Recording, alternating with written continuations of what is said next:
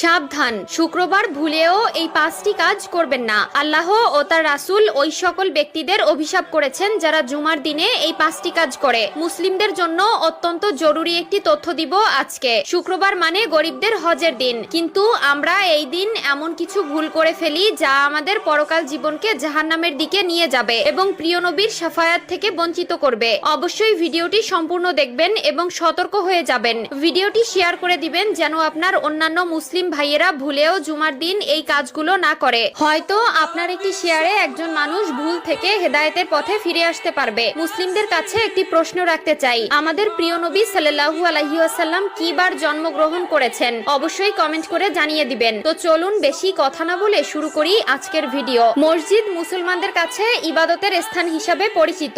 এরপরও আমরা মসজিদে এমন কিছু কাজ করে থাকি যা মসজিদের পবিত্রতা নষ্ট করে। তাই মসজিদের পবিত্রতা